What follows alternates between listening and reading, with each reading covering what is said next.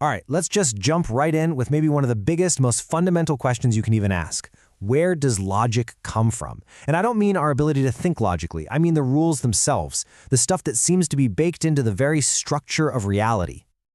So when you first think about it, it feels like there can only be two possible answers.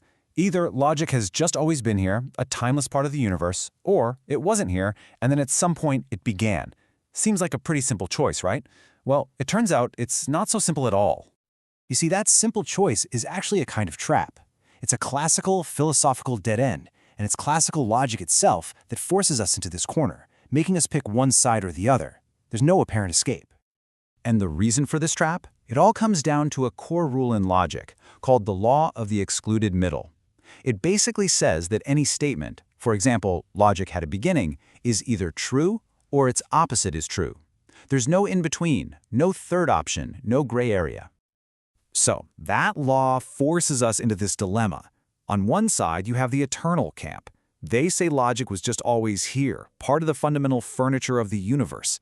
On the other side, you've got the emergent camp, who believe there was a time before logic, and then somehow it kicked into gear. But here's the twist. Philosophically speaking, arguing about which one is right might be a total dead end. The source material makes a great point. Whether logic was always here or it popped into existence, we still end up in the exact same place, right here, in a reality that runs on logic. Both roads lead to the same destination.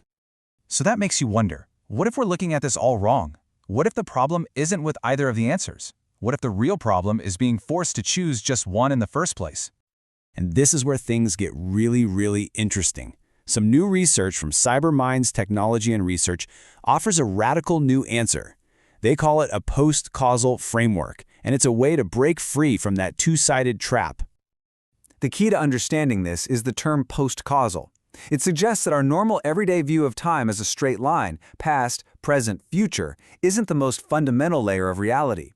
And if time isn't just a simple straight line, then concepts we take for granted, like before and after, suddenly don't mean what we think they mean. So this framework has two main components. The first is called the initial potential state. Just imagine a timeless, infinite field of pure potential. And within this field, the possibility for logic has always existed. Now that sounds a whole lot like the eternal perspective, doesn't it? The second component is simultaneous actualization. This is the moment when all that potential becomes actual. It's when logic becomes real. The theory suggests this is triggered by something called the first difference. You can think of it like the very first bit of information, the first one in an endless sea of zeros. And when it happens everywhere, all at once. And that, of course, sounds just like the emergent perspective. And here is the absolute breakthrough. Because we're talking about a post-causal system, where before and after are fuzzy, these two ideas are no longer enemies. The idea of an eternal potential and the idea of an emergent reality, they can coexist. They don't contradict each other. So we arrive at this incredible new answer, one that actually breaks that old law of the excluded middle. Logic isn't either or, it's both. It's eternal in its potential and it's emergent in its actuality. It's the third option we were told didn't exist. But hold on, because just when you think you've got it figured out, the theory takes it one step further, to a place that's even more profound.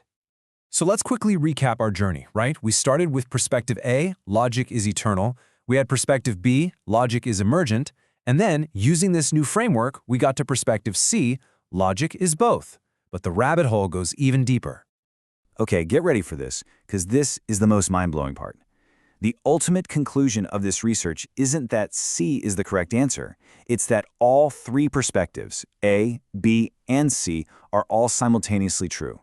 The source material uses this brilliant analogy. It calls them different geometric snits, or cuts. Imagine reality as some complex, higher-dimensional object we can't fully see. If you slice it one way and look at the cross-section, it appears eternal. If you slice it another way, it looks emergent. Slice it a third way, and you see how it can be both. They all look different, but they're all just valid viewpoints of the same single underlying reality. So, okay, this is a fascinating idea, for sure. But what does it actually mean for us? In the real world, what are the implications for how we understand reality, truth, and maybe even the future of AI?